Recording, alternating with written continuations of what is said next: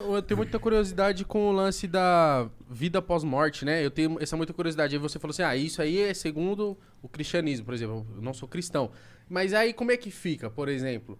É um cara que é cristão e morreu, ele vai pra um lugar diferente de onde por exemplo, o budista quando morre vai? Então, cada religião tem um arquétipo do que seria a constituição, vamos dizer assim, mitológica, baseado no que cada um acredita, e no conceito de vida após a morte. Cada religião tem o seu arquétipo, ou seja, é uma história. Acredita-se que. Por quê? Porque ninguém voltou para contar. Galera, lá é legal, viu, meu? Tem um frigobar ali cheio de cerveja. Ninguém voltou para contar. Nem as criaturas que você vê, por exemplo? Então, aí eu vou te explicar qual é a realidade, o palpável da vida após a morte, que é o que a gente mais se depara. Dentro do budismo, por exemplo, o budismo ele trabalha muito essa questão de encaminhamento de consciência, o que é uma clarividência. Tá? Dentro dos conceitos budistas, dos livros reais, os sutras, o Tripitaka, todo o caminho da vida de Buda, que foi o Siddhartha Gautama, que Buda não é uma pessoa, ele é uma consciência. Acredita-se que torna-se muito hábil o encaminhamento das consciências para que elas não fiquem presas aqui à matéria. Isso é uma habilidade que você desenvolve junto ao budismo e ao hinduísmo. Você desenvolve isso. Não é um dom, é uma habilidade. Ok? Nas outras demais crenças, isso não existe. Não existe essa habilidade de você, no período de morte, você se concentrar, falar minha consciência onde está, tchau corpo, tchau emoções, tchau pensamento, fui. E isso é factível. Isso pode. Isso acontece há mais de 2.500, 3.000 anos. Mas acontecem com pessoas que são ligadas ao hinduísmo e ao budismo. Tá. Que tem esse conceito. Ok? Para uma pessoa normal, que teve uma vida normal, o que ela se depara depois da morte? Ou seja, nesse período que seria a morte em si. Acredita-se que 2 caminhos vão aparecer. Um deles é aceitar a sua morte. Outra, não aceito a minha morte.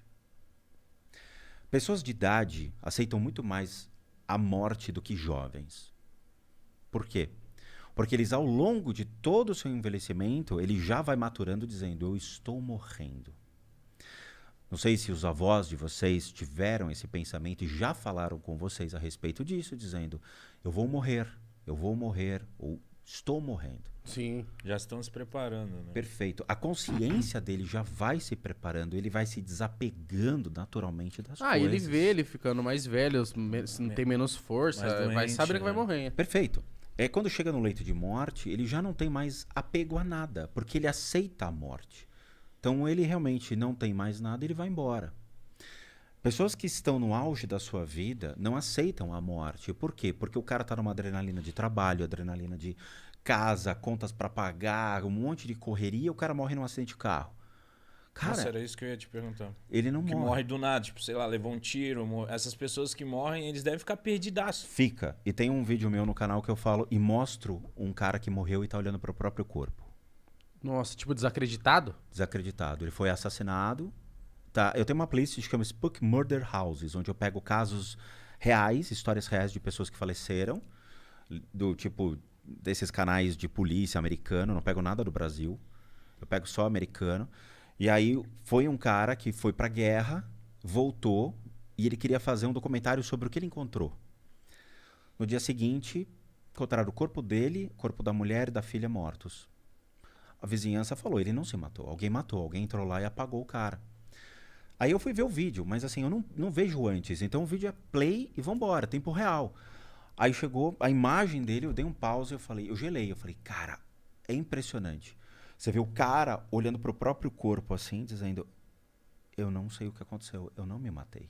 Você pega o registro da energia do cara. Tipo assim, ele pode ter tomado um tiro de costas? Pode. E aí colocaram o corpo, limparam a arma, colocaram a arma em cima da mesa. A arma foi encontrada em cima da mesa. Caralho, mas isso que eu pago pau pra você, você consegue observar por vídeo? Eu pensava que essa era uma parada que você sentia energia. Tudo. Então cheiro. pode Eu vou ser te que você mostrar, veja vou te uma explicar. foto no Sim. Instagram e fala assim, nossa, tem tal coisa. caralho. Tipo Mas isso é o que a gente faz. A Dani tá aqui, ressalta isso. Esse é o nosso trabalho. O que acontece? Nós temos 8 consciências no corpo. 8. Porra, é muita coisa, né? Essas consciências são muito fáceis de serem entendidas porque lida com conceitos budistas, ok? Isso aqui é um copo. Certo. Você toca no copo. A consciência, tipo, frio ou quente, é uma consciência. O tamanho do copo, o que é o copo, aonde ele está, tudo isso são percepções que você tem e são interpretadas por uma consciência que você tem. Então, são 5 consciências básicas, que é olhar, sentir, degustar, né? O tato, paladar, olfato, tudo, e que é traduzida por uma consciência que diz, estou com sede ou não estou com sede? Vou beber ou não vou beber? O copo está aqui, eu vejo o copo. Junto a essas consciências, você tem outras percepções, que são essas percepções mais aguçadas e mais sensoriais. Então, quando eu olho uma imagem, a minha percepção não é só ver a imagem, mas eu fui treinado para ver o seu corpo de energia, ver o que está conectado em você, ver o que está atrás de você, e que ele causa problemas físicos, emocionais e mentais. E isso você aprende no budismo e no hinduísmo. Como se